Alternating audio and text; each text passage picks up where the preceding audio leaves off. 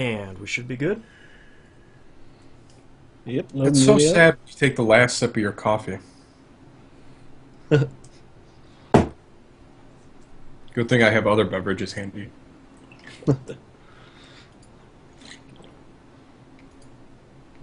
Was it one of these I drank in one chug during we were recording with Ryan? Something like that. I don't remember which one. I think I remember it was a full liter. That's Yeah, it was thereabouts. I didn't feel good afterwards. Just No, saying. that was not a good day. All right, you guys got your what you been playing? Yep. Yeah, I'm good to go. It's All about right. 2 games long, but it's there. Hey, man. That's all I'm asking for. All right, let's get started here in 3, 2, 1. Welcome back to another episode of That Video Game Podcast. I'm your host, Boston. Over there's Knobs. Hello. Over there is the Hannah. What up? The only announcement I have this time is that a new episode of Picking Up the Pixels RPG Love is out today. So go check that out at pickingupthepixels.com. Alright, let's head over to you, Knobs, for what you've been playing. Alrighty, so I'm just gonna start with a couple things I play pretty much every week. But yeah, so Left 4 Dead 2. Check out the online gaming thread for the recaps, and we had a fun night with some with a very interesting screen name. It was a night to remember that we weren't sure that it was going to be because we only had 5, so we got split up. So I opened it up to the masses, and I am so happy we did because it was just comedy gold Mass chaos. at this point. It was hilarious in every sense of the word, and probably one of the best comebacks that I've been on the bad side of in a long time. Nice. Every Right, I Monday thought night, this 10 thing- p.m. Eastern. I thought it was buttoned up, and then somebody the 8th came in and just kind of just made it. Brought Just you made back. it. No, it didn't bring us back. It put us down. Oh, Ooh. It was bad because I thought we had that thing sewn up tight. yeah. And some DOA 5. Got to throw my props out to Seven Hender for rolling me for 2 days straight. Ooh. What a difference a new controller makes. Ugh. Because he rolled me about 7 or 8 in a row, and then he hit me and Tao for 13 straight Whoa. before I could crack the code against Jeez. him to win a couple matches here and there. But yeah, so still hasn't capped my 26 win day, but I have a feeling he's going to break that soon because Yeah. it's such a fun game. Just to realize that it's not so much as you're not imposing your will on the other player. Is you're adapting what's coming at you, and it's so weird to talk about anything cerebral in a fighting game that like you can't just roll an opponent that knows how to play the game. Yeah. It just turns the tides on you so quickly. Yeah. And it's just a joy to play that game with someone like Seven Hender and Tao just there on that crazy skill level to the point where it's just every fight is literally your adrenaline is pumping for every second of that fight. Yeah. And like it's the point where you're like you finish, you're like oh my god, I don't know, like, I just feel like I just ran around the block. Well, it's man. one of those games that you always hear people talking about, like Street Fighter 3 Third Strike, or any of the SNK games, where you get more out of it the more you put into it. It Yeah. really is one of those games where you just, if you put in the time and you really want to get the most out of it, it's pretty rewarding. awesome. It feels like a skill. Like it's hard to explain. Like after it's not so much just button mashing Yeah. to the point where you know the combinations that you're attempting to do, and the input is so exacting on what you do. Like I don't want to say it's Virtual Fighter light, but it has a little more boundaries that you can still fight and do cool stuff, not really knowing what you're doing. Yeah. But if Yeah. you know what you're doing, you know how to exploit your systems. And just rolling people is just awesome. Yeah, I actually took my Elliot. Elliot is turned out to be my main. What? Give me a second. 'Kay. He's such a weird character. Like Yeah. outside of the horrible haircut, and it's my only gripe about him is the only way I can describe his fighting style. It's like the snowball that you start at the top of the mountain. By the time it Yeah. gets to the bottom, it's huge. Yeah. Like all his combinations start off real slow to the point where it's just a 10-hit combo's commonplace. Yeah. And next thing you know, especially if you bounce them off the wall twice, you just knocked them down half of their health in one combo. Yeah. Right off again. Wow. It Yeah, is just it's weird. But he hits like a truck once you get him going. exactly like. And another thing, like I want to take my Genfu online just to mess with people because it's ridiculous with that character. Catching people left and right. Well, just catching them and just like the timing that he hits with is so off. And I guess that's what the thing with that I've learned from fighting other people like consistently over and over again is that they have to adapt to my button pressing so much because I don't fight on like a regular rhythm. Like I like kind of methodical and just kind of a little slower, and I'll hold back a little bit and just Yeah. get them to overextend themselves like trying to counter. But man, Seven Henders Captain Turtle, like I've never seen a player turtle up so effectively. The second, he knows the game so well that the second he knows when my combos start, and he's gonna unleash the gates on me, and there's Yeah. nothing you can do because I'm caught in an animation. Oof. Oh man. It's so much fun. Like, and we've been saving replay. Now we can save our replays, so we're trying to figure out some way to upload them up to our fight of the week because we get some doozies. The point where like every match ends with no one, each of us having like a sliver of health left. Yeah, you're counting pixels Fair at enough. that Like, point. oh, how did I not put you down? No, it's just madness. All right, so let's get into. I'm gonna talk about these in the order that I played them in yesterday. Okay. I finished the finale of Crisis 3. Oh, okay. Okay. I hate this game because of how it ended. Wow, man, really just sewing it up with a bow. So I'm invested in the series. I played the first game. I played the second game. Enjoyed both of those profusely. I've glowed about them for years. Yeah. Be so invested in a series for them just to throw aside any continuity and plot points and storytelling is just utter ridiculousness. Just because you have to get a game out doesn't mean you have to forget everything that you built Yeah. for years ahead of that. Yeah. Yeah.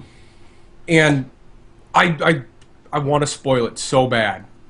But my main gripe in the game is the plot thing with Alcatraz and Prophet. And they reference Prophet capping himself 3 times in the game. Clear as day, flashback to someone else watching him pop. Right. And just to have that ending the way it did annoyed me to my core. Apparently, it doesn't matter what meat sack is in that suit. It's Right. still Prophet. That doesn't even make any sense. Wow. Not even physically even attempting to explain what happened about that. Like That's a shame. It expects you to take such a leap of faith of what's going on in that suit that it's not backed up by anything at all. Anything. And what happens at the end is even worse. You know, I feel like we as gamers really don't expect a lot out of first-person shooter stories, but just have some consistency. Just remember the 2 games you made. Remember what you did in them. Just keep doing that. And if you're going to change it, if you're going to just negate anything that you set up already, at least have it in an alternate universe or have some event that negates what happened before. Yeah, at least say, oh, it happened on Bizarro World. I'm fine. Yeah. To Or say a comic book. But Yeah. to say you just fully unlock the nanites and that just allows that to happen is just dumb. Yeah. It's dumb. And maybe I just expecting too much of a dumb game, but It's possible. But the first 2 games weren't dumb games. But no, they weren't. And how, if you built that up, how do you not expect me to expect the same level of Yeah, exactly. universe? Because like you said, we're invested. I know Boston and I are invested over 40 hours into this storyline. Yeah. Oh. And for them just to crap it up in 10, it's just ridiculous. It's really disappointing. That's not okay. Yeah. I'm so I was spitting mad. I even tweeted about it. Wow. I was so You don't mad, tweet? I sent out a tweet. Like, how often do I tweet anymore? Like once in a blue moon. That's how mad I had to get it off my chest. And there was no one online that I could talk to about it without ruining the game. So I was just like, oh! I sent up the knob symbol and nothing happened. I need to complain about a game! It's just... I've had a day to sleep on it, and I'm still mad. Yeah. I'm still upset. Now, I'm not upset, but I'm still just disappointed to my soul because the nanosuit is one of the coolest things ever created in video games. Mm-hmm. That thing is just awesome. Not only just design-wise, but functionality in the world. And for them to have just this mediocre gameplay, the shooting was kind of meh, and just... It just missed all the things it made 2. 2, the shooting was fun, and ripping turrets and stuff off of mounted vehicles was great. Yep. It just felt like the biggest missed opportunity in this. And then to read an article by the head of Crytek saying, this is the best game we ever made, I want to stab him with a pen. Look, did you play the first 2 games? I mean, really? Well, I mean, I think... This cat. I feel think the cat's pain. Yeah, Sam is in the background going, yeah, I didn't know. It's bad. Yeah. I think it concerns me a lot when the president of not Ubisoft, but of Crytek is starting to talk about how they're not going to be making their standard types of games anymore. They're really moving more towards free to play, and they're really moving more towards microtransactions. It really, I'm not mad, I'm disappointed. Yeah. You know, I just, you're a company, you made the game that PCs are measured against graphically. Yes. And that game was also fun. And then you followed it up with a game that, while it didn't blow the doors off of any PC, it still looked really great, and it made the gameplay even more fun and told still an interesting story without going super crazy. And I think the end of that was super crazy, and I think that's why we loved it. Well, yeah, that's a good point. But I just... It's just disappointing that for yet another company that has made such great games to fall like this. But even that, like, the way it referenced the past games was fantastic. Mm-hmm. I mean, it pulled, like some of the... FMV parts of, not FMV, but, pre-rendered, like the scenes from the first game are in flashback mode in this game, which is a great touch. Yeah. It's like right up there with that guy in the kinesis module in Dead Space 2 saying, well, you can save your ammo just by kinesising limbs off them and shooting them. That same video in 3 was awesome. Yeah. I love stuff like that. Yeah. But then for that to say it doesn't matter in the third game, like... It's just yeah. It's hard. disappointing.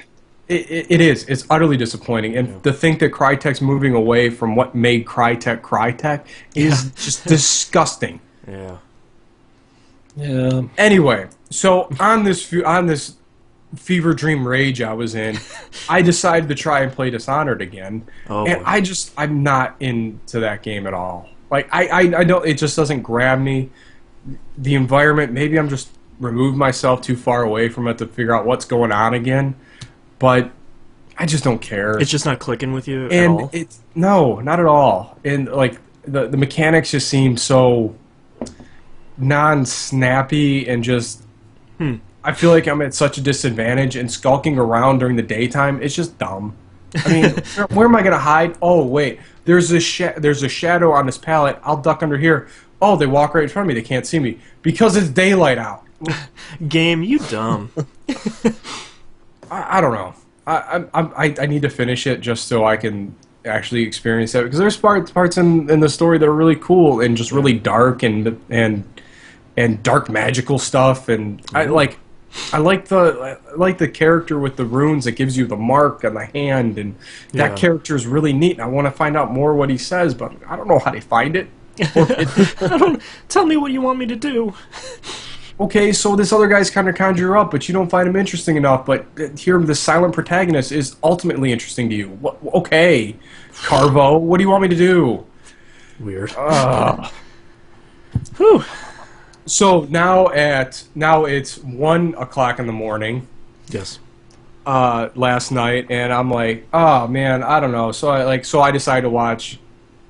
No, it wasn't that point. So after Dishonored, I decided to watch Death Race 2 and 3, which I enjoyed a lot. Yeah. I liked them better than the original Death Race with Jason Statham. Yeah. Not the one with Stallone, because that one's just silly. Don't be talking crazy. And so after I finished Death Race 3, I checked my friends list, and it was like 1:00 in the morning. I'm like, let's see what's going on. It's like, I see Bulger playing Syndicate, and I was like, ooh! gimme. Like, oh, send him a message. I was like, hey, do you want to play co-op? And guess what? We played for about 2 hours. Wow. Nice. And I loved it. Nothing made me feel better than playing Syndicate again. Yeah. Because that gunplay is so much fun, and that world is just awesome. Yeah. Yeah. I can't get enough of it. I want to play more. And I finally passed Moonpier on the leaderboard for our Syndicate. Mwahaha. Nice. Caught him. While you're at your sci-fi convention, sir. Yeah. Ha ha. I'm still here working. But yeah, so that game, and what makes me sad is that a game like that is so overlooked with an unbelievable multiplayer or co-op multiplayer segment to it, and then it would be such let down by Crisis 3. Yeah. Crisis 3 had a great commercial, like No, ZZ Top. that commercial was terrible. Oh, come on, It was that's such so- a standard, like, oh, it's a dude in a suit shooting stuff. Oh, it's every video game just commercial so now just much- makes me it's shake so my much head in that shame. commercial. Come on. It's the song with him strutting around in this ridiculous suit. That's awesome. What's the song? It's Sharp Dressed Man by Sharp ZZ Dressed Top. Man. Okay, that's pretty good.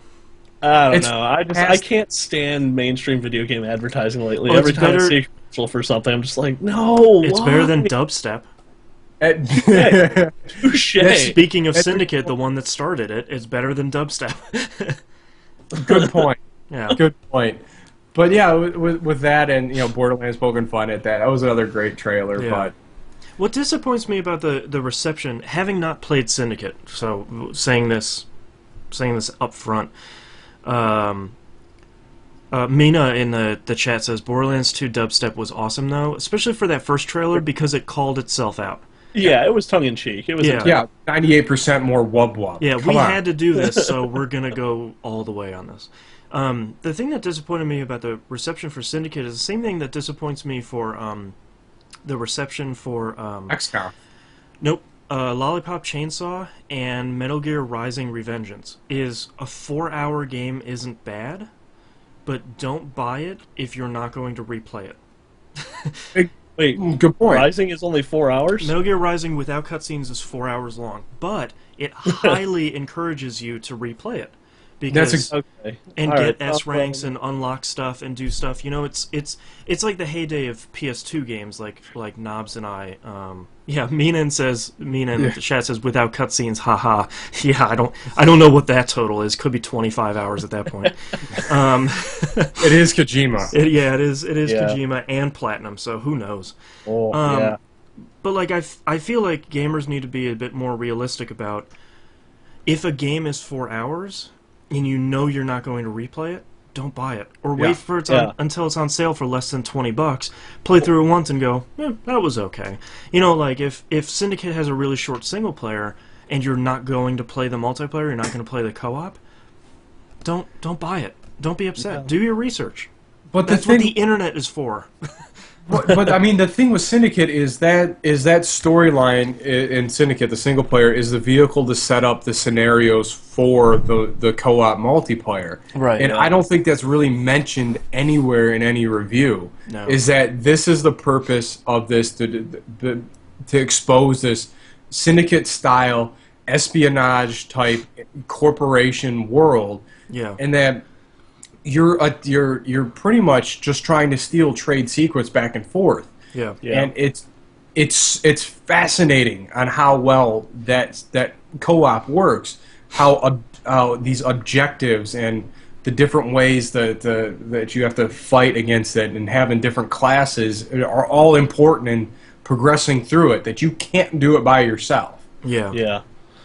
Well, and the great thing about Syndicate, at least the single player to me, it was so focused. It was like laser focused, and Oh, it was- on top of that, the story, while not, it wasn't groundbreaking, it wasn't, phenomenal, but man, it was good enough. It was, and the voice acting, even the caliber of voice actors they had for that was just phenomenal. Yeah.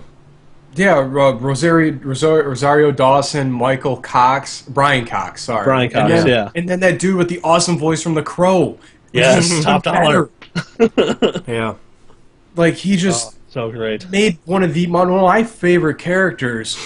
It just he's a side character in the game. It doesn't even really have any, real big purpose in the world other than a grunt, but is voice acted by one of the coolest voices I've ever heard. Yeah. Oh yeah, and Brian Cox's character, he just nailed that.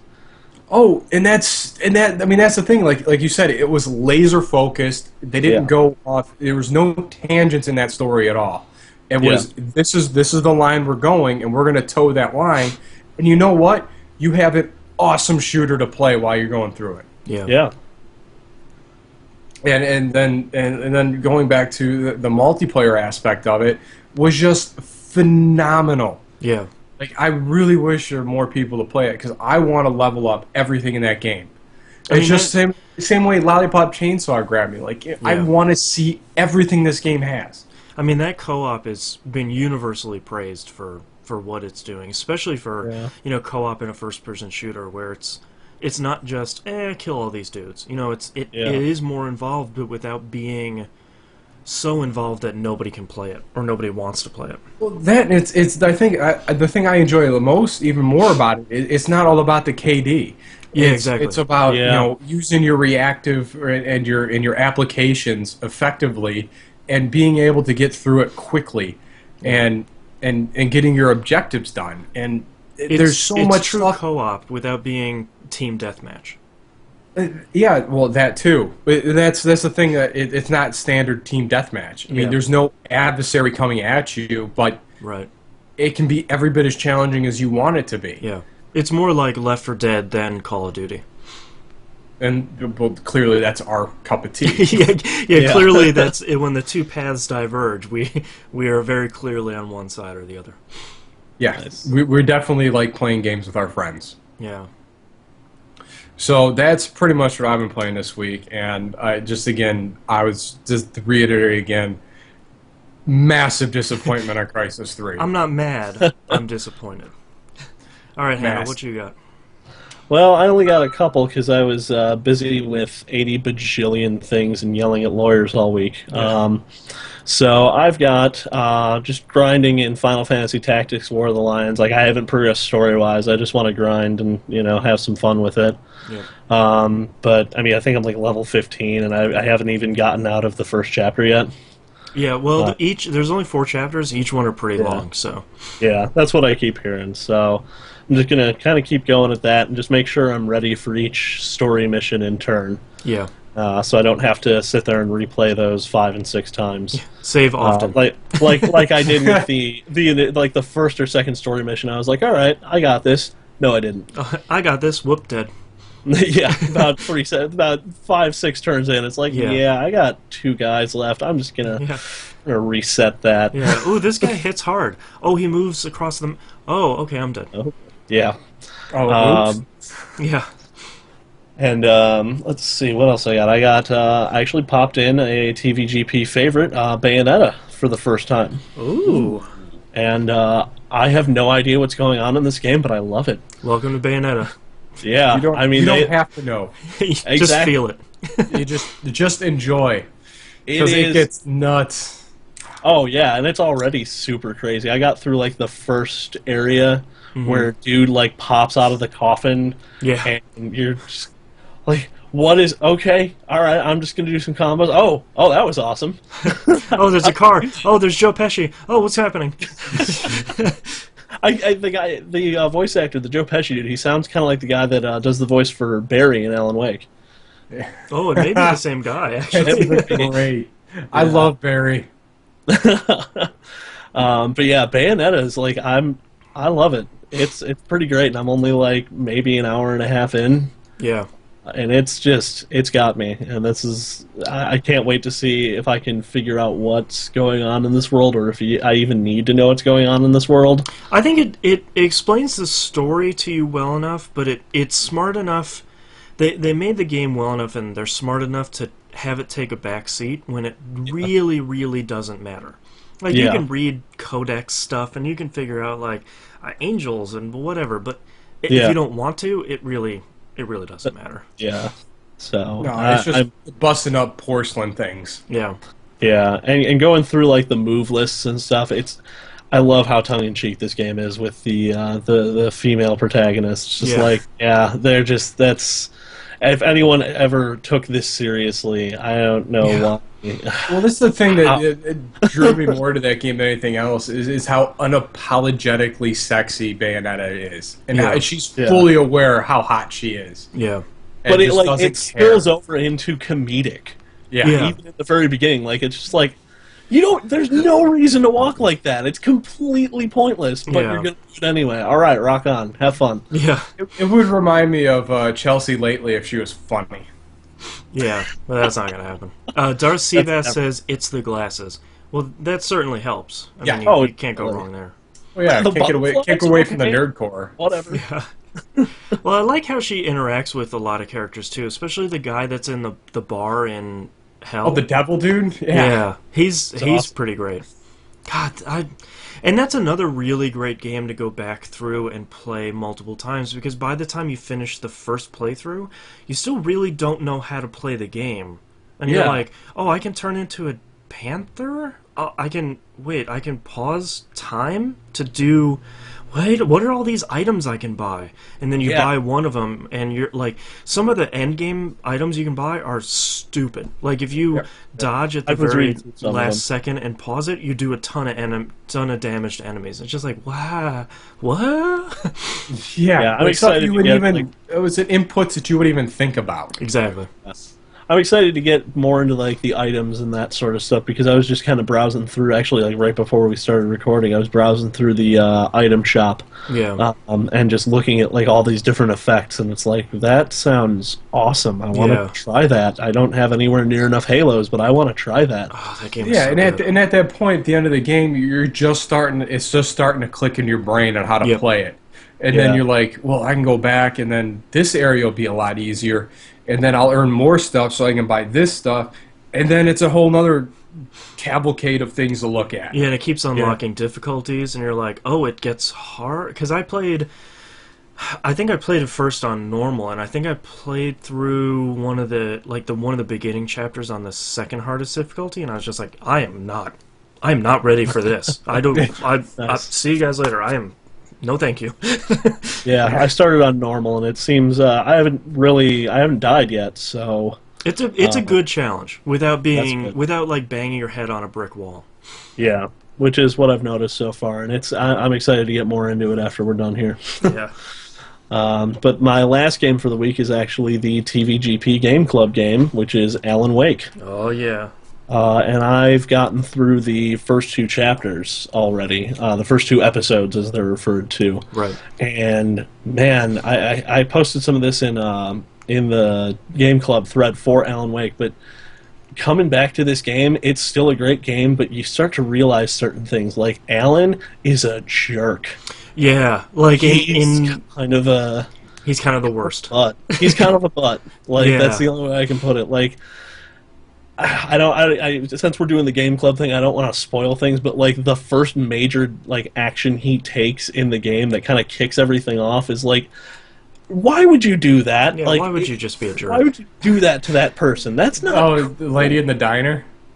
No, not even the lady in the diner. Like, that's like, I can kind of like understand that. I can kind of see where he's coming from. Like, you're a fan, but you're a little overzealous. I don't want to be bothered by you. I get that. Yeah.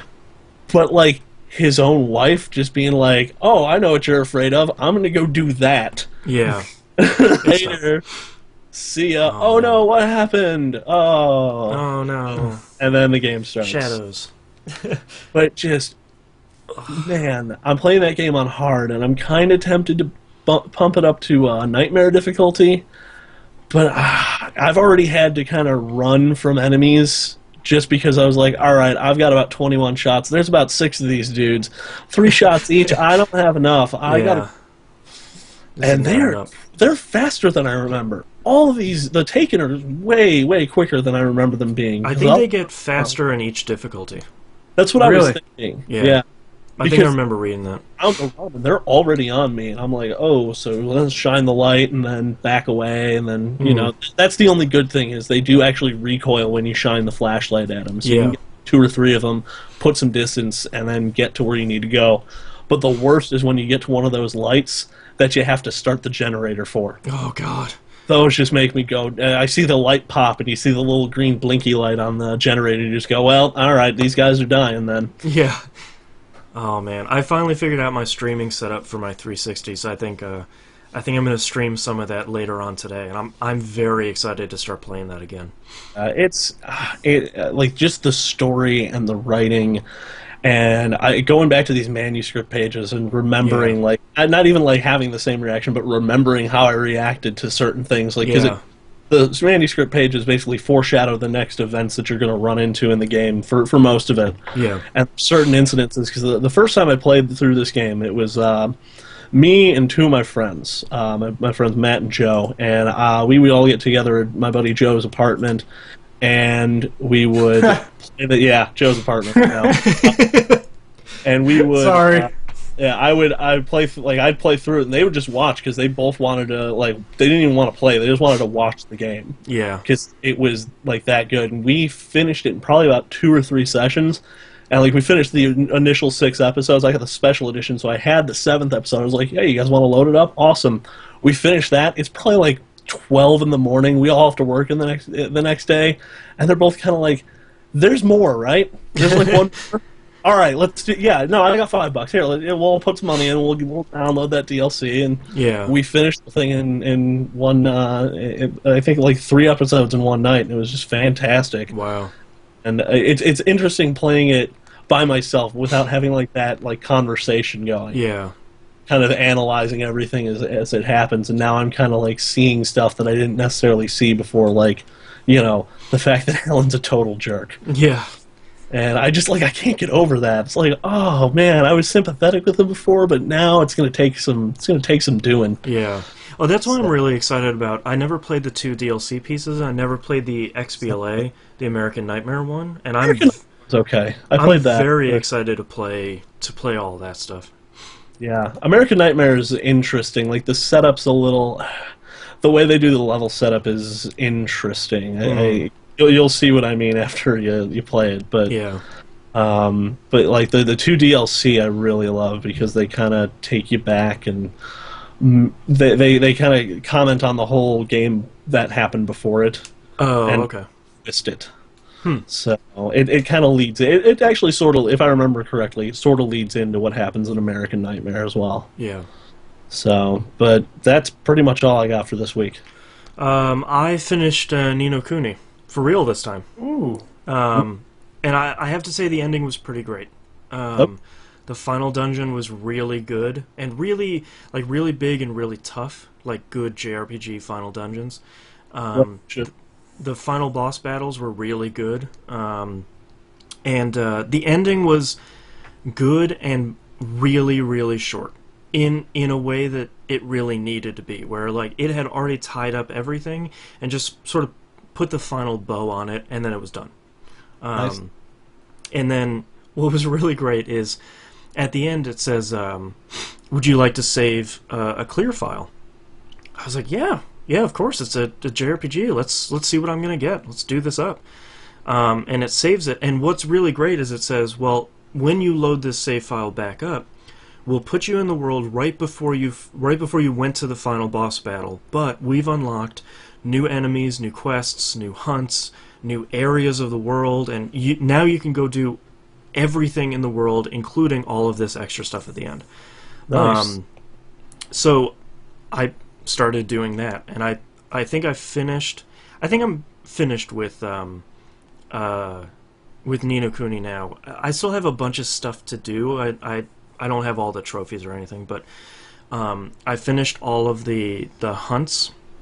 And at the very end is a really super hard optional boss, and they give you a really funny and fun reward for doing all that stuff. And I'm certainly not going to spoil it, but both my Nice. girlfriend and I were like, "Yay!" But I think I don't think I'm going to keep playing everything. I think if somebody was to go into this game and 100% it, I think I'm at like 60 hours now. If you were to do that, you'd probably get another 20 hours out of it. Nice. Because there's stuff like probably about a third of the way through the game, you get this alchemy pot.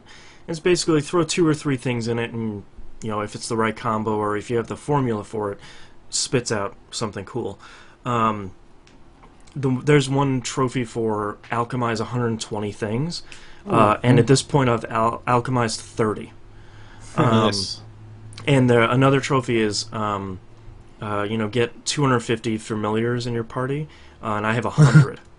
So man. like if you really want to go do all this stuff, there's a ton of content in there for you, and the end game, the post game stuff is actually really pretty difficult, which is a nice change of pace, because the game itself, if you're doing all the side quests and doing all the hunts, it's not really that difficult. It's challenging, but nothing like the infamous wolf boss from Tales of Vesperia, where you're just like, am I in the wrong area? Am I supposed to be here? Did I? Or the Griffin from Lost Odyssey. Yeah, the very first boss of Lost Odyssey, where you're like, did I break this game? Yeah. Did I skip something, or... Yeah. Am I in the wrong difficulty level? Yeah, am I at the end? So, just a really great game. Still, I mean, I talked about it a lot on RPG Love yesterday when we recorded it, and I encourage, if you really want to hear the nitty-gritty of how both Musum and I are playing that game, it's almost at the beginning of that episode, but to me it's one of... it's slim pickings for console JRPGs for this gen, but to me, Ni no Kuni is right up there with Tales of Vesperia and Lost Odyssey. It's one of the best console JRPG experiences you can have this gen, and the writing is good. I mean, graphically, of course, it's beautiful. Yeah. The music is fantastic. The battle system is interesting and different. It's Pokemon also. You can't go wrong with that. Just all of it was really well made, and really, really well done. And I mean, it's not going to be one of those JRPGs where it's converting JRPG haters, because it's at its core the most JRPG it could be. Like saying a Dragon Quest game is going to change anybody's mind. No, it's going to be another Dragon Quest game. But if you love JRPGs, I couldn't see how you couldn't like this game. Especially with the amount of content in it. So I can't recommend it enough. Next game I played, I don't know why. Well, I know why I did this. I opened up Steam the other day, and I was like, I haven't opened up Steam in a little while. Let me see if there's any patches for anything, or see what I haven't played in my collection. And the selection it came up with was FTL. So I was like, all right, let's do this. So I played, I think like an hour to an hour and a half of FTL, and God, that game's so flippin' good. I just... Nice. I can't stand how good that game is. And about halfway through my playthrough, I was just like, I should be doing something else. I'll be back to you, FTL. Maybe not, but you're still really good. But what I did play instead was I managed to snag a copy of Etrian Odyssey 4 this week. Nice. And this is my first Etrian Odyssey game. I was too afraid of the other games. In the way that a lot of people are afraid of the Demon Souls and Dark Souls. but I did not need to be afraid of this game because it is amazing. Nice. It's really weird to play a game that's at its core archaic, because it is a first-person dungeon crawling game, which, I mean, we don't have any more of those, except for Etrian Odyssey. But the thing that really saves this game from being terrible is that you draw your map of the dungeon on the bottom screen. You draw it yourself. And that sounds dumb, but like halfway through the first dungeon, when you have to find alternate paths or you have to backtrack your way, and you've already finished the map and you've already marked it up, because it allows you to they give you, I think, like 20 something different symbols, and they don't tell you how to mark stuff up. Just go crazy. Do whatever you want with it. So you get to make your map that makes sense to you. And to me, that really makes this game. And there's things, for those that have played Etrian Odyssey, you already know what FOEs are. There are these giant visible enemies on the map, and they're sort of always prowling. Normal battles are random battles, and there's a gauge in the bottom right-hand corner that when it gets to red, an enemy's probably going to attack you in a random battle. But these FOEs, the game warns you, probably too many times, they're like, don't fight these things. For real. They're way too difficult when you're in this dungeon the first time. And especially if they have a little red icon, don't fight these things, don't be stupid, they're going to kill you. And I was like, I've been leveling up a little bit in this thing. Let me just try and... Oh, I'm already dead. Okay.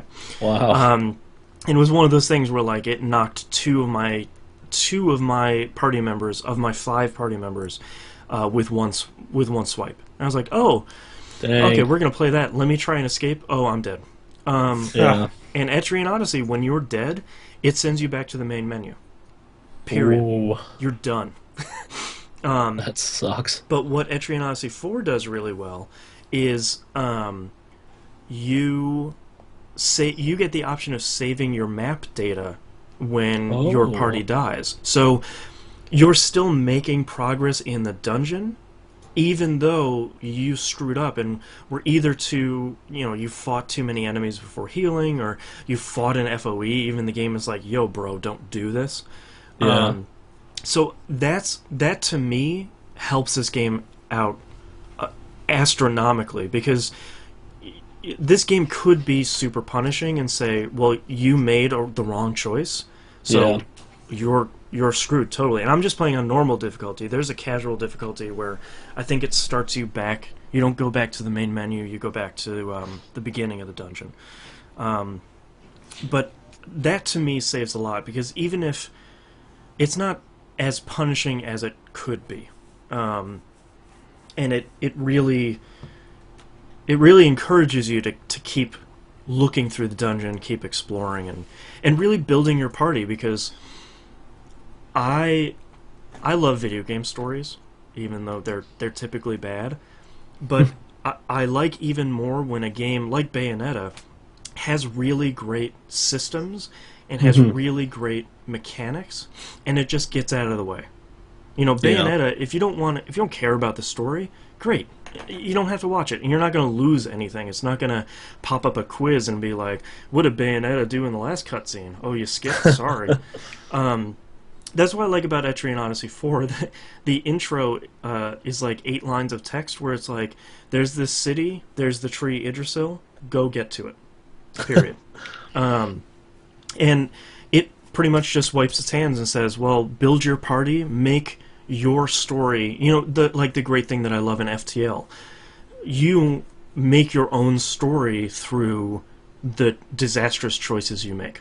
Nice. Because if you make it through a dungeon the first try, you probably planned pretty well, but I'm not that good at planning in this game. So I get a little too cocky, I get a little less careful than I should be, and manage to accidentally murder myself. Usually by like 5 grasshoppers, which is just the worst. But I really killed my the only thing worse is the rats. Oh, the rats are serious in this game, man. But I really like that The very first part of the game is, well, here's the guild offices. Name your guild, and then make your party. Here are 7 classes. You can take 5 people in with you. We're not going to tell you what to do. If you want to make 5 knights and bring them in, great. You'll probably die because you don't have any healing, but knock yourself out. And the last thing I really liked is, in the very beginning, they're like, man, once you become a real guild, you're going to have an airship, and it's going to be sweet. And I was like, man, that does sound like it's probably like 20, 30 hours in. And the first quest you have is go to this tutorial dungeon, basically. Go get this thing, bring it back, and you'll be a guild. And I thought it was going to be one of these, KOTOR things where 20, 30 hours later, I have my lightsaber, I'm a Jedi, woo! It's like an hour in. They're like, hey, congratulations, you're a guild. Here's your airship. Good luck. I was just like, what? Amazing. So it's super good. I just scanned in a bunch of QR codes this morning for a bunch of free stuff that Atlas has been posting. Sweet. And I'm gonna hopefully start a thread in the forums for us. Apparently, you can generate a QR code in the game that you can share your guild with other people and then get some sort of benefit. So I'm gonna post that on the forums. Apparently, a couple of us are playing this game. So very nice. I can't. It's just so good. I want to be playing it right now, but we have to record. Somebody says we have to record. All right, but that's all I've been playing. So let's take a break. Cool. Sweet. I got pee. Good luck. I need some caffeine. Oh man. Going up Ian a Toss storm. says guilds with benefits. Yeah, girl. Be right back.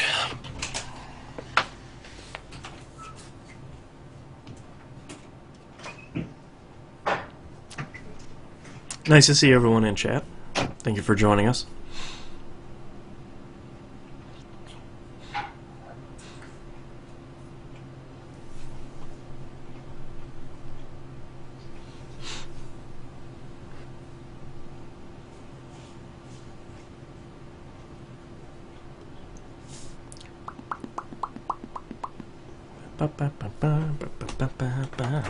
Wonder if I'm in a good dungeon so I can have you all hear the good music here. Nope. I'll get in a dungeon.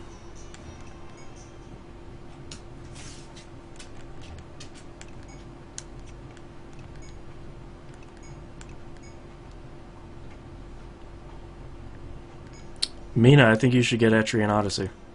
It's pretty great.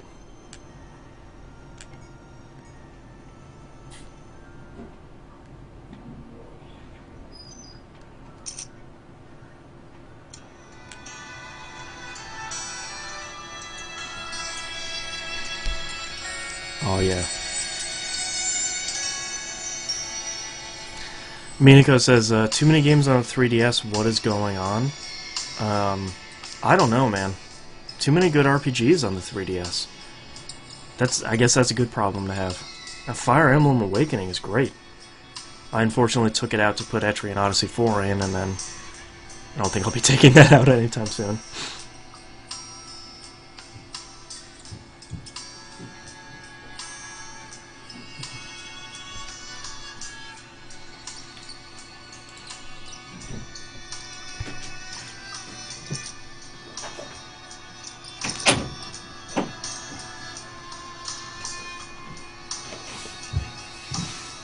Oh, and we're back.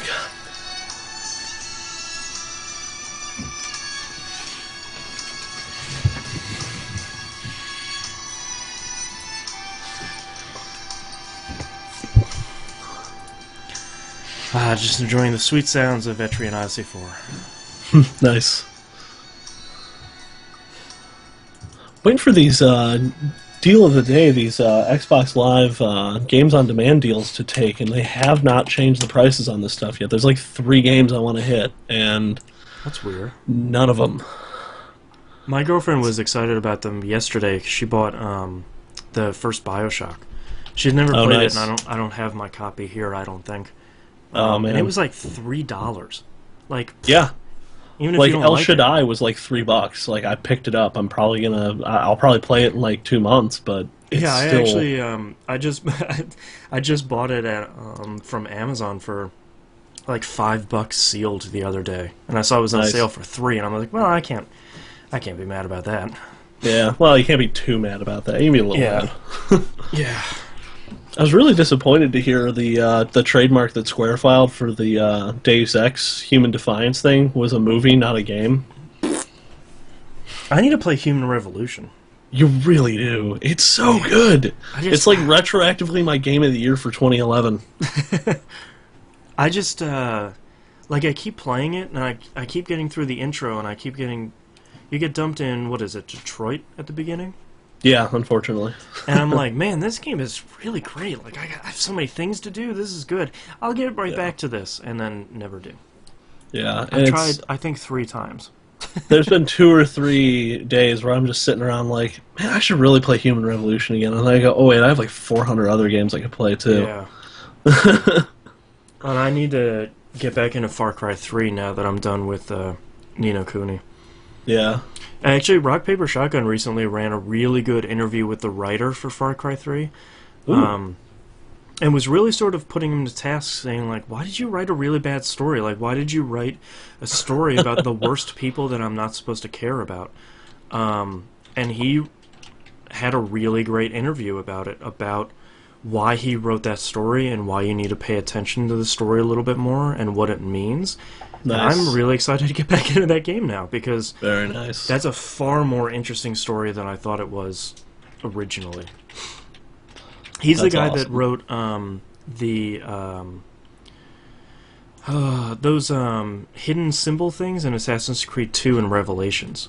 Oh, seriously? Yeah, and I was just like, Oh, okay. so it's That's hidden. Gotcha. all right. Well, it looks like for the games on demand thing, it looks like the Metal Gear Solid HD collection is on sale. Nice. And Civilization Revolution is on sale. They're $10. So it's I should get $10 that. for MGS2 and MGS3. It's $10 for Civilization Revolution, but it's $10 separate for Peace Walker. I don't know if I want to pay for Peace Walker. Peace Walker is actually really good on consoles. That's what I've heard. I didn't like what was the one before Peace Walker? Portable Ops? Ignore Portable Ops 1 and 2. It's not anything similar to that. Nothing at all like that. You're not like dragging dudes back to like collect them or whatever. No, What's so going on in that game? The nice thing is you still need to do that in Peace Walker, but the great thing is you have these balloons that you can attach to people, and as soon as you get up to them, attach a balloon to them, and they're up and out. You don't have to haul their body back to some marker or anything. Oh, nice. And the it's a lot easier to play because you know, like just like with MGS3, they Ian Cost says Metal Gear with club sauce. With club sauce. What's interesting about them and sort of a detriment to them is that they don't have great technology because they're set in that time frame. But Yeah. I feel like Peace Walker on consoles is a little bit easier because you have a much bigger and a better fidelity screen, so you're not turning a corner and running into a dude and just like, whoa, oh god. Well, I mean, if I thought Left 4 Dead 2 was supposed to go on sale, and I just haven't picked that up because I can't find it for less than like $30 anywhere. Wow, really? That's Yeah. surprising. That's amazing. And I'm cheap. I'm not gonna lie. Like, that game's like what, 3 years old at this point, almost 4. Yeah, well, especially if you want to buy the DLC too, because it's not DLC isn't very expensive, but I mean it's still an additional cost above and beyond. Yeah, like if I get Left 4 Dead 2 for $10, I'll probably skip over Peace Walker for now and just maybe I'll just buy all of them. I think that's probably what's gonna happen here. Yeah. All right, let's see. Come on, Left 4 Dead 2. I I need to thought buy that one was supposed to be on sale too, and it's just not showing. I need to buy Civ Rev. Only $10. I've heard that game is amazing. Yeah, a lot of people I- play that game. I think my girlfriend and I would have a lot of fun playing that. I need to play. I picked up Sonic and Sega All Stars Transformed, and I cannot wait to play that. Oh my god! Not enough people played the first one, and it's so effing good. Yeah. It's one of the best kart racers made ever. Oh. Yeah, I'm a little more awake now. I've had a rough weekend. I fell asleep at my fiance's house, woke up at like 4 a.m., and then on Saturday I woke up at like 3:15. Both nights I got home and I just stayed up till like 6 or 7. Yeah. Ian Cost asks, better than Mario Kart 64? I'd say it's on the same level as like the best. Whatever your favorite Mario Kart game is, because there's that thought that your favorite one is the first one you've played. Six. For me, it's the Super NES one. For me, it's 64. I enjoyed that one much more. Yeah, I don't know. There's something about the Super NES one I really enjoy. Maybe it's 'cause coins still matter. I played Super Mario Kart on our rehab bicycle in high school. Yeah. Like, you could actually pedal for speed, Yeah.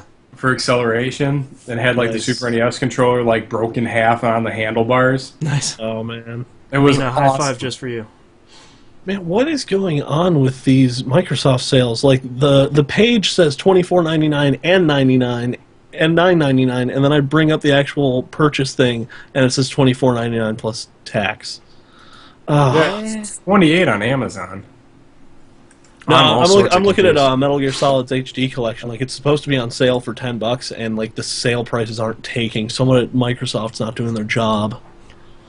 Wake up, Microsoft. Come on, guys. It's Sunday. Aren't you working? What's wrong? Yeah, the hell. All right, you guys ready to do this next segment here? Yeah. Yeah. These guys later.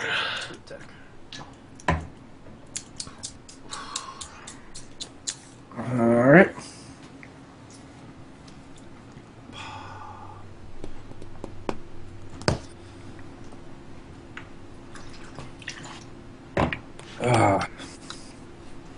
All righty. You guys ready? Yup. Indeed. All right. Ready in 3, 2, 1. Welcome back, everybody. We got releases this week in downloadable games. We have Runner 2 for XBLA is 1,200 points. I'm excited to play this. Looks interesting. Yeah, I don't think I ever played the first one. I No, probably I don't think I ever on did. Steam. Oh. Yeah, it's probably in my Steam account somewhere. Phantom Breaker Battlegrounds for XBLA is 800 points. I have no idea what that is. Yeah, I heard Phantom Breaker. I was like, Phantom Brave? That's... I thought it was what was that XBL? No, what was that Xbox? game. Phantom Dust. I was like, Phantom Dust. there's another Oh, I Phantom thought- Dust? No. That was the first thing that came to my mind, too. No, there is not. There needs to be. The game was great. Yeah, just even an HD remaster. Yeah. Fine. PS1 Classics Persona 2 Eternal Punishment for $10. Now you can play all of both Persona 2 games, finally for the first time ever. Pro tip, that's not a subtitle. That is just a description of the game. Yeah.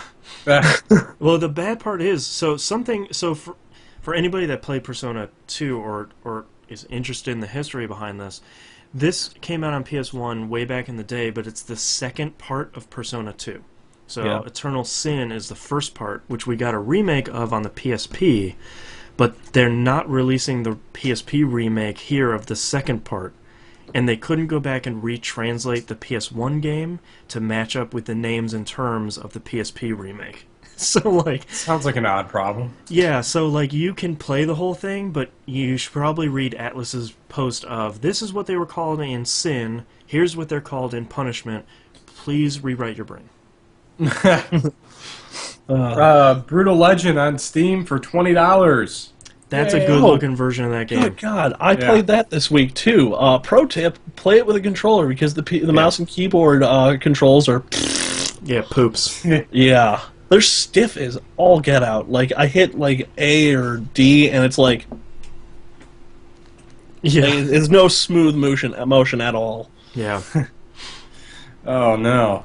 All right, U.S. release for the week of March 4th, 2013, Sim City for PC. Oh, yeah. Oh, I'm so excited. Man, I didn't know it was coming out. Oh, I can't wait for this game.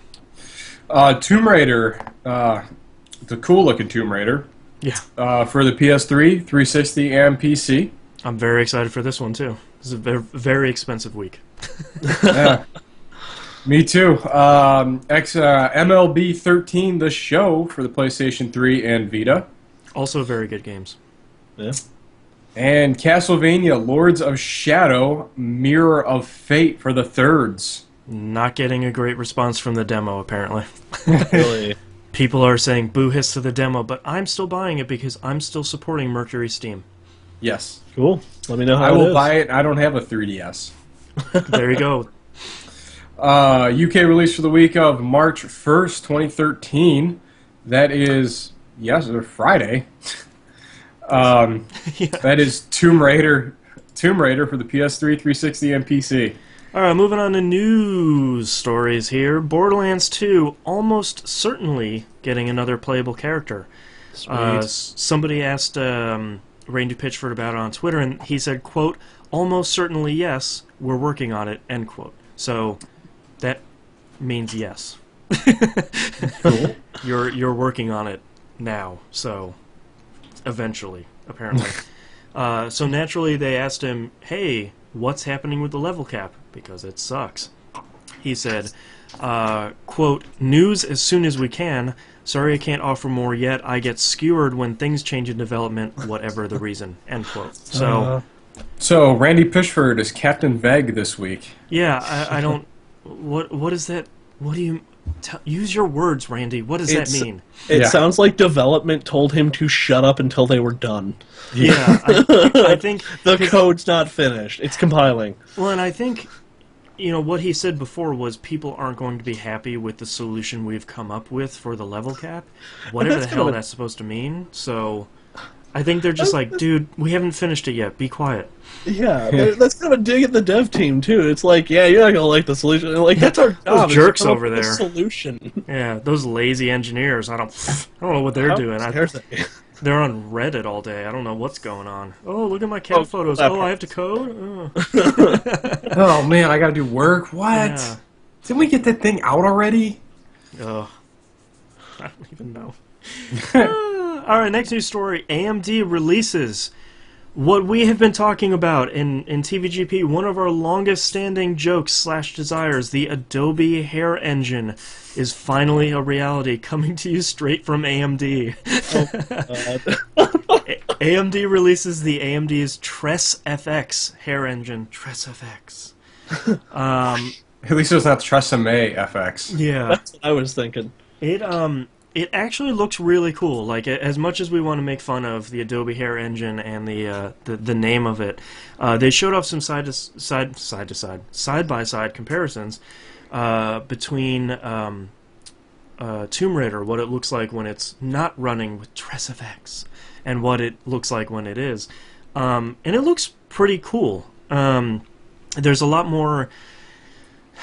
The dynamic nature of her hair looks pretty interesting, but what it makes everything look kind of messy. And I think that's what we don't get in games now. Like, if you're standing on a ship and wind is in your face, like, you don't just have a ponytail bobbing, like, you just got a disaster straight up in your grill. Yeah. And that's sort of what they're allowing themselves to do with this. So, Well, I'm excited to see the new follicle engine in works. yeah, I'm excited to see what it does with a bunch of dude bros hair. Yeah. So, A whole lot of hair gel, make it stiff. yeah, show me what Baird's hair looks like with the Adobe Hair fantastic. Engine. It looks like straw blowing in the wind. Ah, beautiful. It's like the intro to that joke failed. Anyway, I'm trying to think of Gladiator. Thank you. God, could have been a good joke, but now I had to let myself down. Yay. What, all the right. fields of straw is what you were going for? or- Yeah, Oh. that could have been okay. See, could have gotten some laughs. I could have been a contender. And the last news story here: final THQ auction scheduled.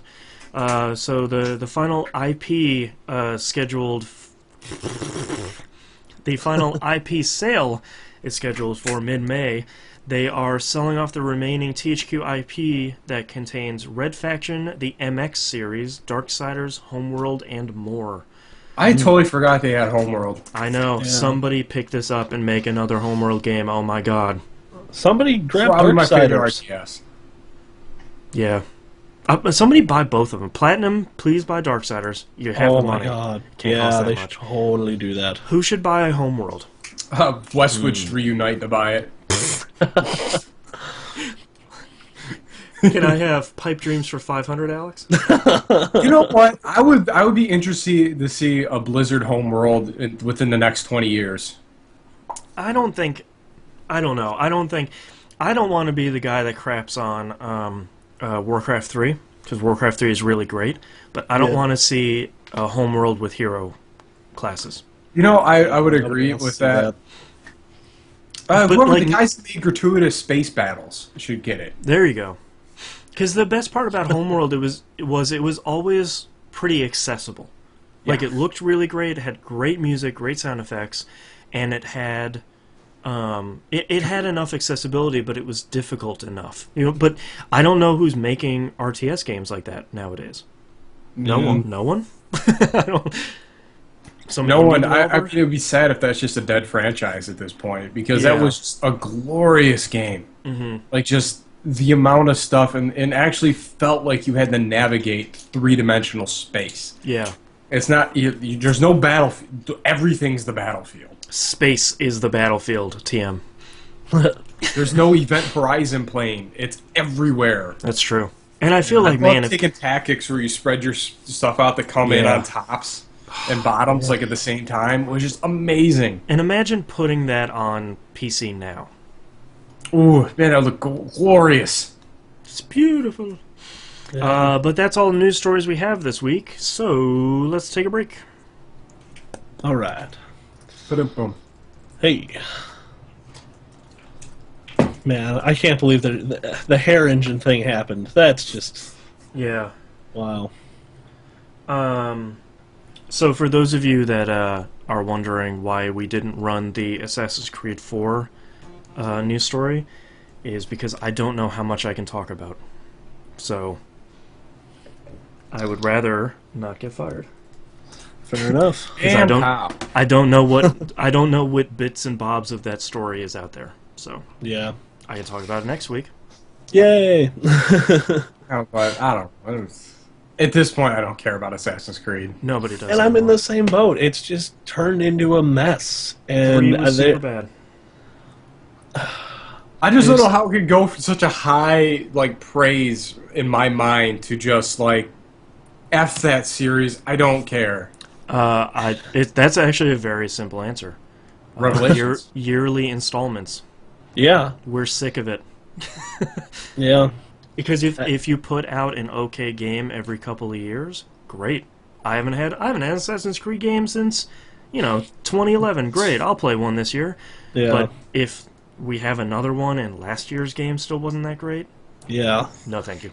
Well, and the worst part to me is they're taking a small little thing that they noticed people kind of liked in 3. It's like, oh, everyone loved the boats in 3. Let's make a whole game on that. It's like, that's not how you do game design. Well, by its core, that sounds like a great idea because the boats in 3 were amazing. Yeah, but at the same time, it was kind of like a nice side thing. I don't know if you can do a whole game on that. Hey, man, they did okay with Skies of Arcadia, so... Touche. Look at that. Digging deep. Digging deep. Yeah.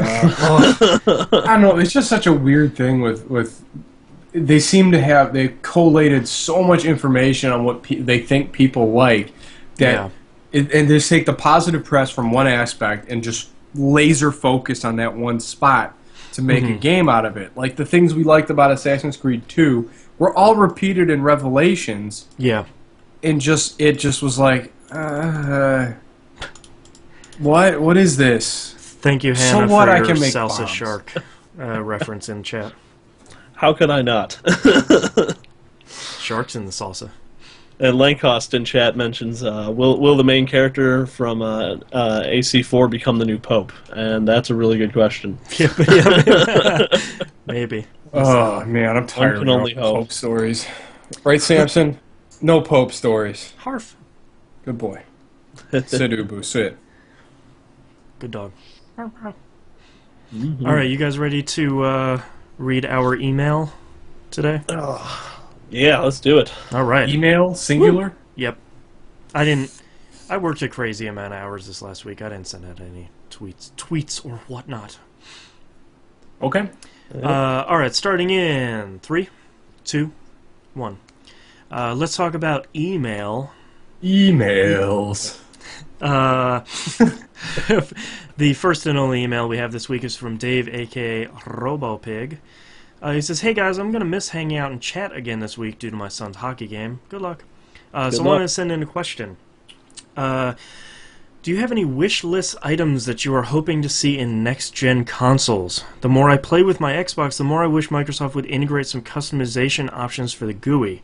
I just use my Xbox for games, so I'd love to hide all the other features I never use.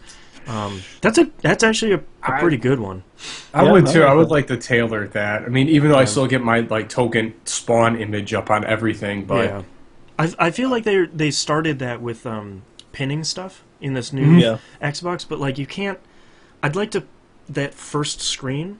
I'd like to just make mine, where it's like here are like the 5 games I'm playing right now. Where like here's it always has Left 4 Dead 2 and DOA, and then these are the couple of games are revolving out of it, like Alan Wake and Far Cry and something else I'm playing right now. I'd like to look more like the Windows Phone, like have like exactly. your friends list and like maybe some other live feeds or something on it, and live just kind of tiles. Live tiles. I'd like the live tiles. Those would be really sweet, especially on the Xbox, and you can see your friends list scrolling and stuff. I think that could be a really awesome feature. I would think that with how they've been integrating stuff like live tiles in Windows 8 and Windows Phone 8, that I would have to think, you would have to assume that the next Xbox would have something at least similar. Yeah, I would hope so. Yeah. If Microsoft were, this is probably going to be the first time Microsoft unifies a lot of their interface stuff. Because, I mean, right now, even with Windows 8 and the Surface and the Windows 8 phone, that interface is unified. Like, it's not a perfect interface, but it's still pretty good. But at least it's the same interface. Yes, and you're not jumping, like, Windows Phone, like, if you jump back maybe 8, 9 years, Windows Phone 6 and Windows XP and Windows Vista, like, they were almost all really different. Yeah. Like, because between XP and Vista, you had that big change in the start menu where you had that, hot search bar in Vista, but not in XP. Yeah. And Windows Phone 6 was just a unholy mess. Well, Windows Phone 5 was some sort of... I don't even know how to describe the hell. It was awful. I mean, a buddy of mine had a Windows Phone, and I just looked at it, I was like, why would you do that to your main form of communication? Yeah, what has happened in your life? One of the things I'm looking forward to in the next generation of consoles, and actually Sony got me thinking about this, is faster boot times. I mean, it takes me 5-10 minutes to get into like a 360 game now. Yeah. And that's unacceptable. I mean, the resume feature on the PSP is one of my favorite things. Yep. On the more recent firmwares, you can just pause that game and bring it back up. Like, it takes maybe 30 seconds to get back into the game exactly where I was. Well, and it's like a save state for a current console, and that's awesome. Well, it's nice to see that Sony is taking the sleep and resume feature from the Vita and putting it over to the PS4. That's all I really want. Like, especially with a console that's always connected to my wall via power, I can just put it to sleep, and then when I come back, I'm in the middle of whatever I was doing, a dungeon. Who cares? Yeah. I don't.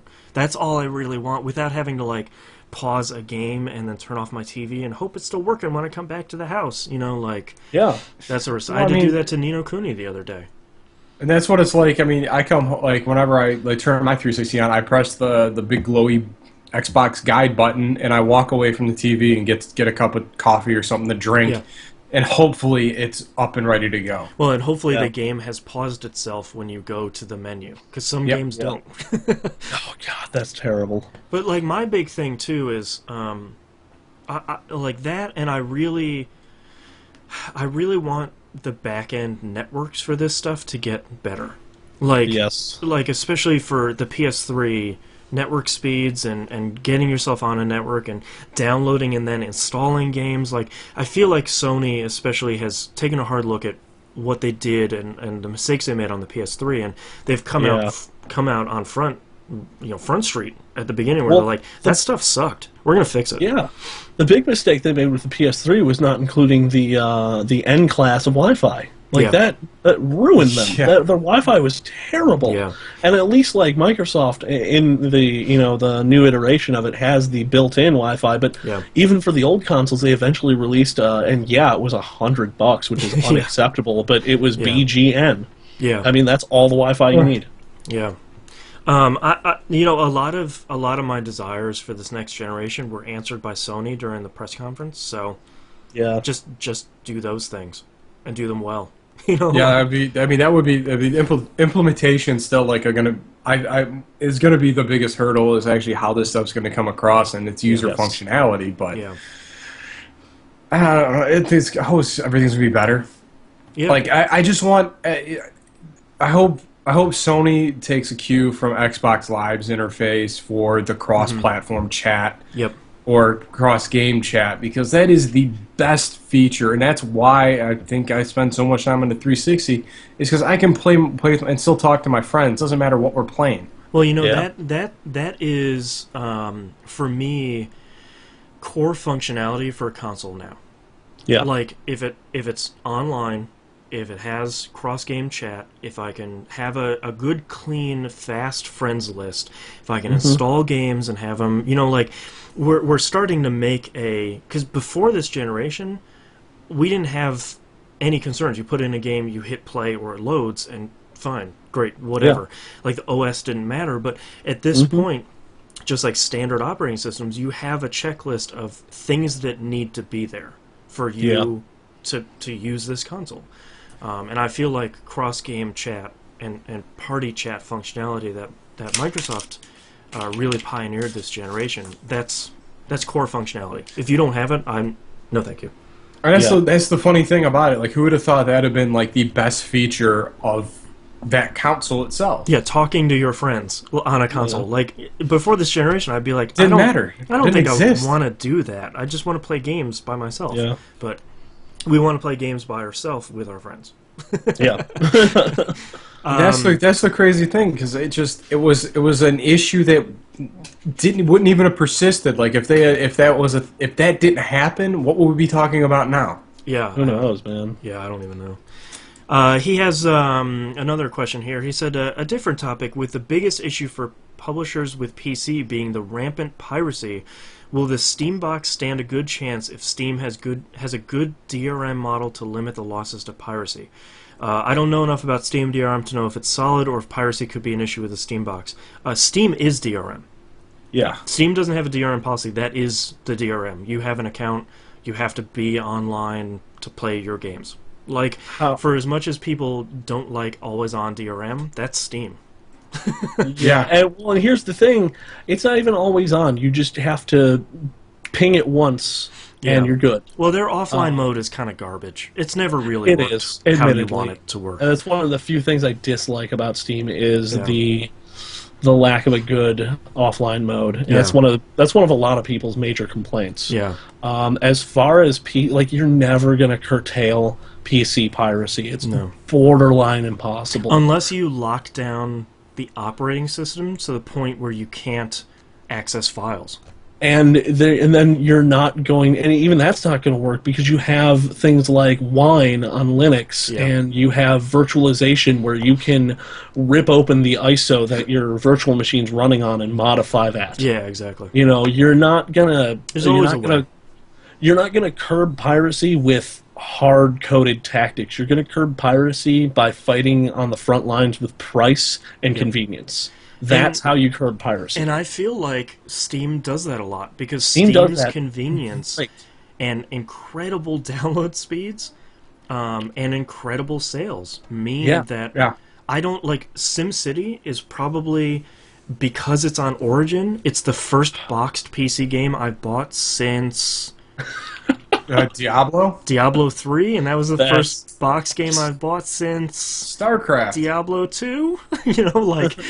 like something I can't remember the last time I bought a box PC game that hasn't been a Blizzard Collector's Edition. Yeah, same. No, I got a XCOM box copy for Christmas. There you go. As far and the thing that kills me is no one can accept that Steam has not only dominated the PC market for what is it, almost 6-7 years now, Since But Half-Life 2 came they're out. they're like the forerunner, and EA is like, no, we knew better. Yeah. Well, Like, and I With understand. confidence. I understand why EA wants to do it, and I understand why GameStop bought Impulse to do the same thing. Yeah. They want that 30%. Because Yeah, they do. every online distributor, whether it's Amazon, whether it's Apple, whether it's Steam, their standard rate is 30%. So if you're EA and you're big enough to say, well, we release dozens of games a year, that 30% times these dozen games could be a couple $100 million. And at that point, I understand. I don't like it, so I'm not buying hate it. SimCity through Origin. And I really want to play Crysis 3 on PC, and I'm sort of having an issue figuring whether I should buy it on Origin or not. But I think a lot of PC gamers are in the mentality of if it's not on Steam, it doesn't exist. Yeah, and I kind of live in that mentality currently simply because I don't want to give EA my money. Yeah, And I mean, I just may as be a matter one of principle. Yeah, I may be one person voting with my wallet, but I don't like the way they handled the initial launch of Origin and the whole Yeah. scanning of files that they were doing. But to be fair, I'm really uncomfortable by it. to be fair, Steam did almost exactly the same thing when it launched. Steam, when it came out for Half-Life 2, was a disaster, and it barely Yeah, worked. no, I remember that. Yeah, and there were security vulnerabilities, and there were almost exactly the same issues. So Yeah. I feel like we can't hold EA. I feel like But I think you can a little bit because Steam has matured to a point where they could have at least looked at it as a use case and gone, all right, we can look at Steam. They should have, and they should have. I mean, Yeah. I'm sure They had should have just people copied it. to not even copied it, but just researched what went wrong with Steam when they originally launched it, Yeah. and circumvent those problems from the get-go. you But they learn did- from history. Yeah, at don't its let core. history repeat itself. Yeah, exactly. Yeah. There's no excuse to have the same problems with two different services twice. Especially when you're EA and you have the money. Oh yeah, Just do it right the first time. Like Steam, Yeah. like when Half-Life 2 came out, Valve was still and still is considerably small. They didn't have the same cache of money they have now, but yeah, and they were breaking ground at that point. So yeah. yeah, I don't know. So the last thing RoboPig brings up here is a reminder for anyone new. There's a TVGP Steam group. Everyone should join if you haven't already. It's an easy way to find people to play a game with. It's true. Yep, I'm There's in a it. bunch of people on there. Just go check Yep. that out. I think I have a link to it on the front page of this site now. If you click on the little Steam icon, I think it takes you right to it. All right, we have thank you to two people in the chat, the always awesome chat, for putting two questions for us. Ian Cost 45 says, "Okay, here's a question: if this cycle lasts a decade, does Nintendo survive it? If they don't, do we see Zelda, Mario, etc. on our PS Quattro and Xbox whatever? Because Nintendo, you crazy." I think Nintendo has survived 150 years. I think they're okay. Yeah. They have enough. They're going to be fine. They are sitting on probably many fat stacks of yens, and if they have one or two or three bad console launches over 30 years, they're still probably okay. Yeah. That's the one thing people forget about Nintendo. Yeah, it's underpowered hardware, but you know what? They're selling that stuff for a profit. Yeah, And exactly. No Out of one the else gate. is. Yeah, day one, they are selling that console for a profit. So And I am firmly in the camp of wanting Nintendo to pull a Sega, just get out of the hardware market, just give us our games on the HD systems. I want to see what they do Yeah. when they have to include networked features that aren't insane. yeah, That aren't friend codes, that aren't, oh, we need to protect the children, and, a little panicky and a little, doting motherish. yeah, I think Nintendo's, if... Go ahead. Keep going. There's Nintendo's, a good rank. Nintendo's online strategy is just bat poop. Like, insane. yeah. But That's the only way to describe it. let's be honest though. Two Japanese companies, it's not insane because a lot of Japanese companies, especially video game companies, genuinely, without malice, do not understand the internet. They don't understand why people want to play games online. They don't understand why people don't want to sit next to each other and play games with each other, a la Monster Hunter, because that has proven more than anything else that people will sit in subways and people will sit on the playground and play games with each other with their PSP. They don't, without it's just general ignorance.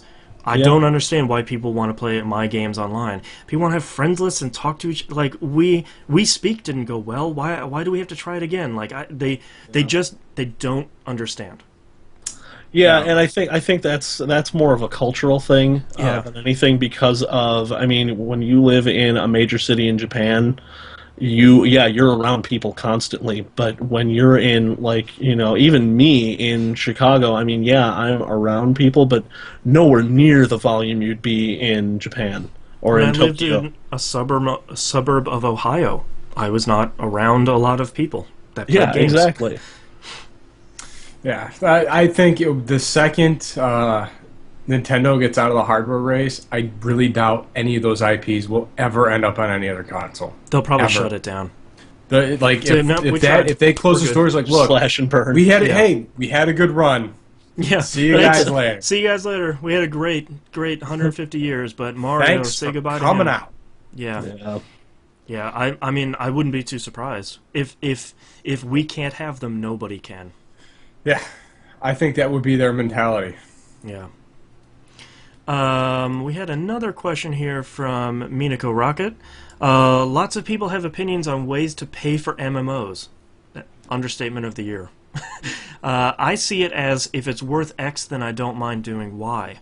I have played all kinds of different MMOs and done all kinds of different types of payments. Am I just open-minded or old-fashioned? She also says, and please give your opinion / stance on MMO payment. To me, I've paid for a lot of MMOs over the years because I think it's really nearsighted to say, well, I have to pay for the game and then I have to pay per month. You have to look at what you're getting per month. Are you getting, in the case of World of Warcraft, free patches nearly every month that's like a new dungeon, new zones, a ton of new content? Or are you getting, are you getting something where you're paying $15 a month and not getting anything? Or if you're unhappy with that, just buy Guild Wars 2. That's a great game. You pay for the game once and then you don't pay ever again. You just play the game with your friends. But I feel like it's short-sighted to see somebody say, like, $15 what? And it's like, well, yeah, it is $15 a month. They have to keep the servers and the bandwidth going. And what's wrong with that? Yeah, and I think we're both, me and you, Boss, are kind of in a unique position on that opinion, because we both work in kind of that same industry where you know what the costs associated with running a server are. I work IT. I know how much we pay per month for bandwidth. Exactly. It ain't I cheap. can tell you. Yeah, no, it's not. And I also work. I work at a web hosting company, so we're always showing people graphs of, like, this was your bandwidth usage from this date to this date. Yeah, and they're like, oh, that's like $15, right? And you're like, you're funny. Where's your checkbook? That's cute. Yeah. Yeah, I mean, for example, I run out of my offices. I run a 20 meg pipe that bursts to 100 meg. Wow. You could not understand the amount of zeros that is in that bill every month. Yeah. Like, I think a lot of people think that it's, like their internet at home, where it's like, oh, it's $50 a month, right? And it's like, you're not even in the city that the ballpark is in. There was a really great. So I'm sure everybody. This is a bit of a tangent, but it's on the same thing. I'm sure everybody saw Patrick Klepek's article on Giant Bomb this week about how much one character costs in Skullgirls, and that number was $150,000, and everybody is like, "Say what?" But when the developers broke it down, they said, "Well, here's how much we pay to QA it. Here's how much we paid the people that make it. Here's outsourcing, music, stages, etc., etc." It was a really good article explaining that we as gamers don't know how much goes into the games we're playing. And when somebody says, like, oh yeah, we only spent $20 million making this game, and we go, what? Just, our brains leaping out the side of our heads, but we don't really understand. And somebody, I thought, smartly, as much as I hate comparing video games to films, Mm-hmm. somebody compared it to films, saying film buffs know exactly how much a movie cost to make, how much it cost to advertise, how much the actors were paid, and how much it brought in its its gross money. For games, like somebody says, "Oh, how much did it cost to make Call of Duty Black Ops 2?" I don't know. It was $60. Yeah. That's as Well, much. that as you know. I mean, people still in the mind. I know I still have this thinking of like a group of dudes sitting in a basement making a game. Yeah, like Like the old yeah, that's Atari I mean days. that's where our origins come from, and that's kind Yeah. of the common thread that we all have. Like Romero and Carmack making Doom. Yeah. In their garage. Yeah. And you're thinking, oh, that's all it is, and then you Yeah. think it's something like AC Village is just foreign, like have thousands of people pumping out games. Well, look Oh, at yeah. Ubisoft released a statement lately where I think people were asking how many people work on Watch Dogs, and they said 750 people. Like That's that That's to me a lot is of just people. I don't understand. Like that's why we joke about AC Village. That's a village of people. That's Yeah. Yeah. that's a city. That's Ubisoft City. Population 750. You know, like I would hate Well, to look at their version control system. That's got to be. Oh. better be good. Yeah. So like that's when I think when and I think publishers and developers need to get a little bit better with that because people were saying about Skullgirls like $150,000 that costs more than my house. And it's like, well, yeah, but you have to pay people to do this stuff and this stuff ain't cheap. So like Yeah. when somebody says $15 a month for MMOs, yeah, your server on World of Warcraft is probably a suite of Blade servers, 15 to 20 that are all running that are not cheap because they're way more powerful than 4 of your computers smushed together, and Yeah. then you are just sucking the life out of their bandwidth. So $15 Yeah. a month, that's pretty okay.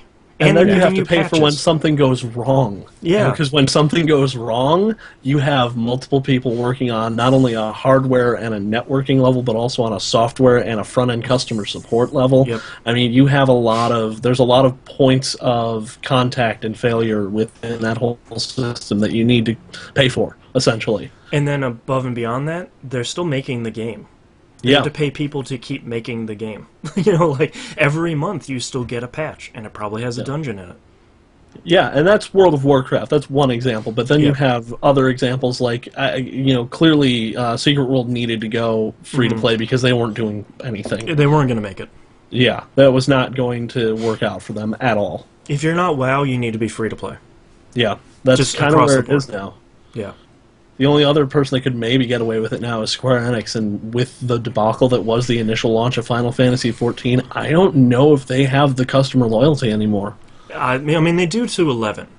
11's that's that customer and brand loyalty for Final Fantasy. They're coming out with another expansion for it later this month. The Really? 11 is still doing okay. I mean, every year EverQuest 1 still comes out with an expansion. They're on like the 20th expansion now. So, Wow. I mean, once you can build that cachet of fans and customers, so I think you can do okay. But I mean, nobody really knows. Oh, Mina brings up a great point. EVE Online is still subscription, and that game's Yeah. been around for a decade, something. something like that. Yeah. so Yeah, like. EVE Online players are whoa crazy about their game. But I mean, there's no magic, formula to crack this nut. But once you Yeah. do, you manage to suck in at least 1 million people that will continue to pay for your game every month, Yeah. and expansions and all this stuff. So, I don't know where I was going with that, but games are expensive. Yeah, and actually, I wanted to address Ian Cost in chat. He said, "So in the next gen is nothing but indie games and big titles based on this conversation." I don't know if it's that bad yet, but Yeah. it almost mimics the wealth gap in the United States. Actually, it's a little weird. Yeah, because I mean, like when the amount. So this generation is really weird because there's a lot of news stories coming out lately that.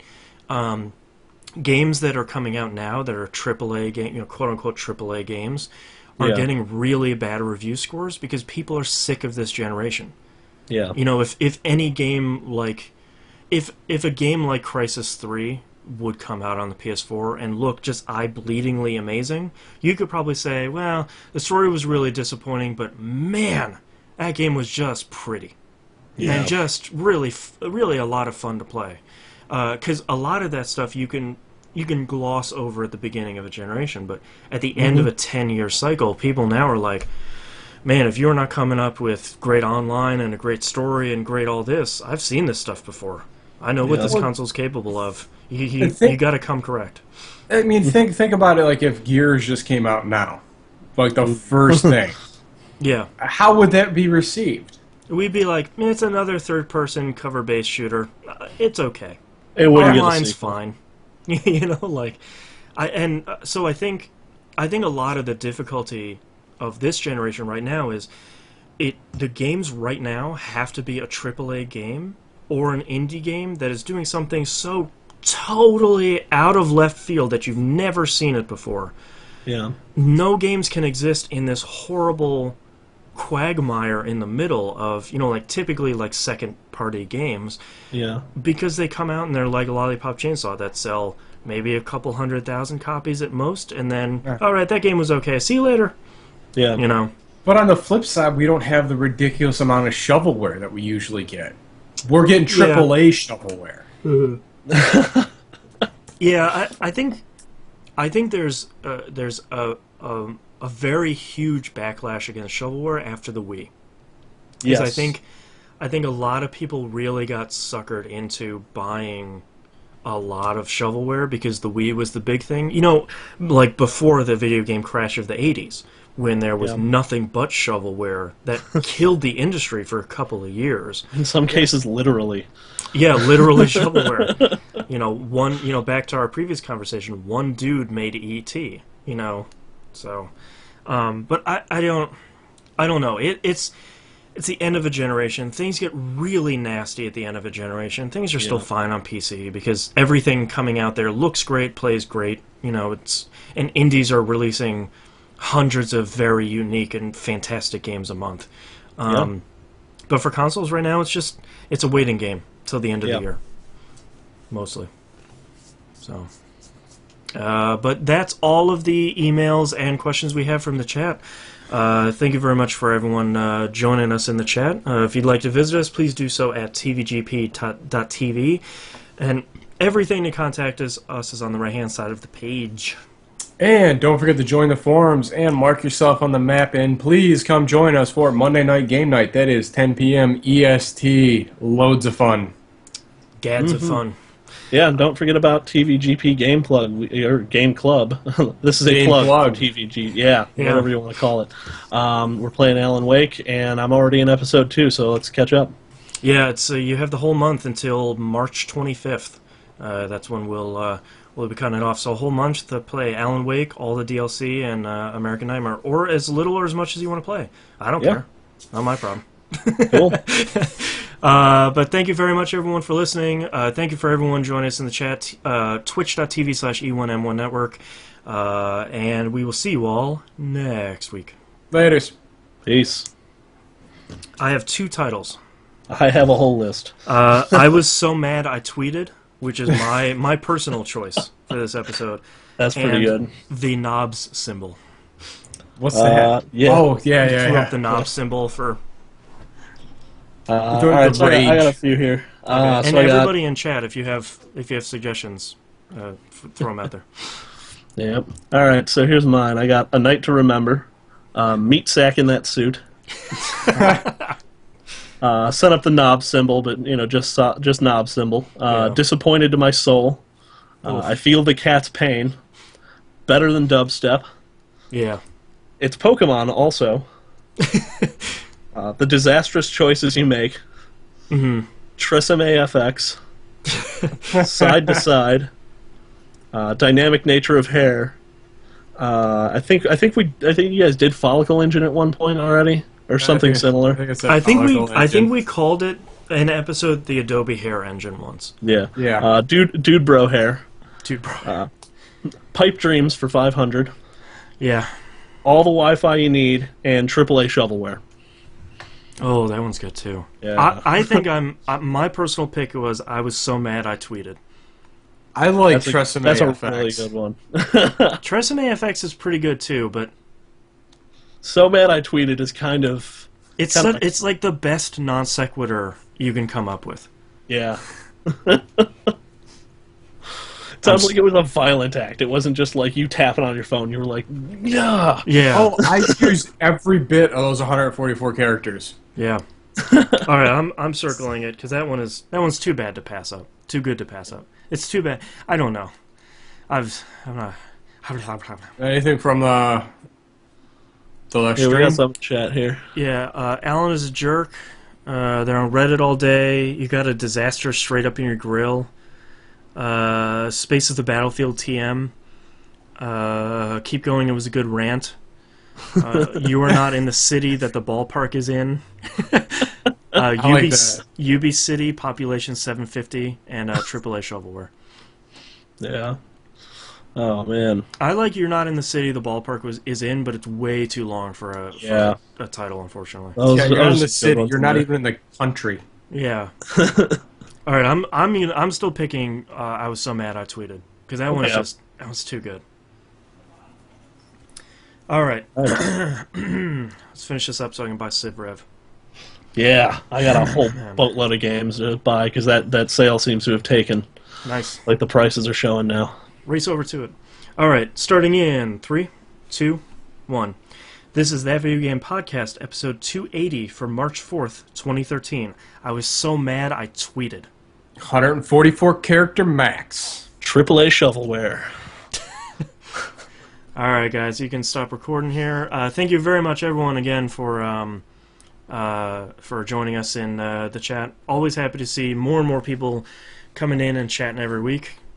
See you guys later. Yeah. Bye. Really added to it this week.